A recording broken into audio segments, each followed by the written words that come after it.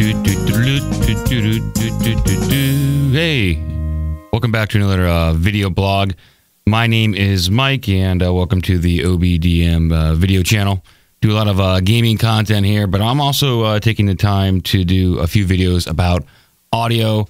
In the previous blog I did, I talked about my gaming setup and my podcasting setup using the SM7B, the Behringer mixer, an exciter, compressor, and some using Adobe Audition for processing the MP3s afterwards. I apologize. I think my previous blog was a little long-winded, but hey, I'm a blowhard. So in this video, I will be comparing. Let me make sure this is in frame here. I want to make sure I'm showing you. So I'll be comparing the SM7B, this Shure broadcast microphone here, with the Shure SM58, and I'll also be comparing the Electro-Voice dynamic microphone. Anyways, I'm comparing these two microphones here with this broadcast microphone here to see what kind of sound we can get out of all of them, and is it worth spending $300 on the SM7B, which is what this costs. The SM78 costs about $110, and the Electro-Voice costs about $110. So can you dial in the sound you need with any one of these microphones? So we're going to try. So this is the setting right now for the SM7B. This is the sound that I'm comfortable with. I have all my preamps set, the compression and all that. It sounds pretty good to me. So right now, I'm going to plug in the Shure SM58.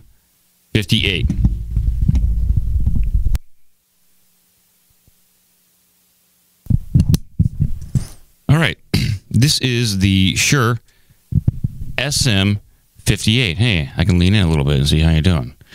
So it doesn't sound too bad, but if you get, I guess if you get up close and personal to it, it starts to overdrive. But by and large, if you just keep it like a hand away, fist away, it sounds pretty good. It sounds passable. But if you want to, let's see if we can dial it in a little bit more by upping the contour, maybe the low contour on the DBX preamp. So here we go, raising. Oh, that's the high contour. Wrong button, wrong knob. So the high contour is up, but it kind of makes it sparkle a little bit. So let's raise this low contour, and it gives a little bit more bassy. Gives that bottom end to it. But I also have the bass roll off, so it's not getting as bassy as it should. So let's see what happens when I remove the bass roll off. It might sound pretty booming. So let's give it a shot. It turns out I didn't even have my bass roll off on. So this is with no bass roll off. It sounds pretty good, and it's not bad. It's a little buzzy. If you notice, it's a little buzzy, but it's nothing that you can't really. Let's turn it down so it doesn't buzz as much. These are the normal levels for the SM7B, and it's pretty good. It's not bad, but you can tell it might be a little hollow. But that might all change by using Adobe Audition and adding the broadcast filter on it, or the broadcast multi-band compressor with a brick wall limiter. So not bad. SM7B so far sounds pretty good.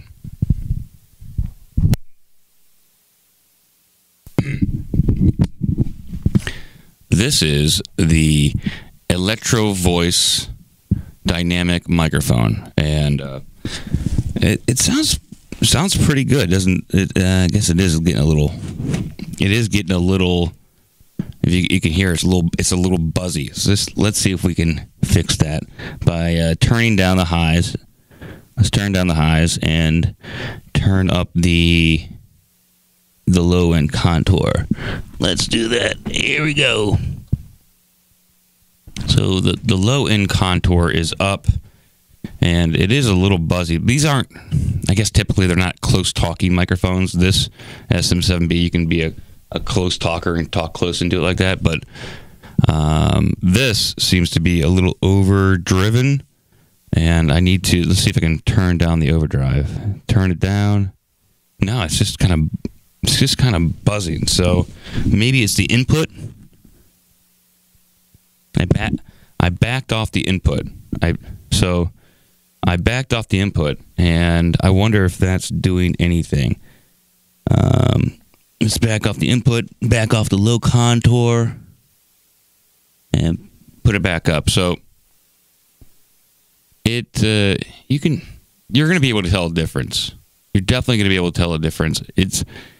I think there's might be a little bit more natural gain to this microphone, and pushing it through a preamp is only going to exacerbate that gain. It's not bad, though, having a gainier microphone, and it's also going through a noise gate, so it's really not that bad. You can kind of get up close and talk into it. Let's try the SM7 or the SM58 again.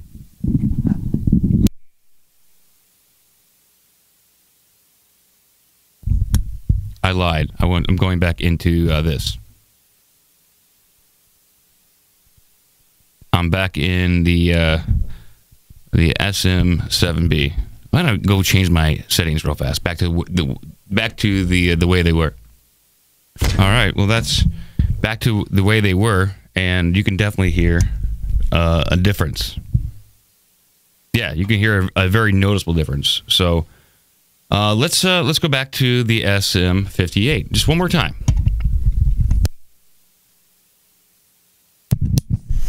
So back to the SM58.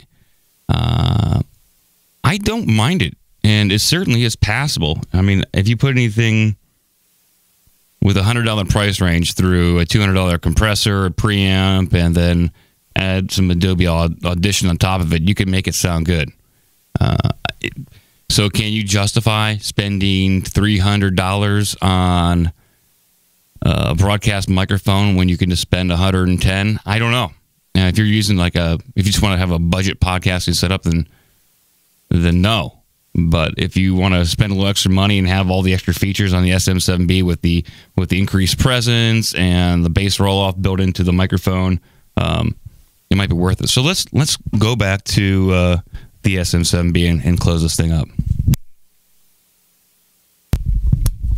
So back to the SM7B. I do like it. It seems a little bit more tame. It's not as gainy, and it does seem a little bit more quiet. I can just tell with my monitors on that it does seem a little bit more quiet. But my perspective might change on this in the post audio editing, running it through the multi-band compressors and the leveler.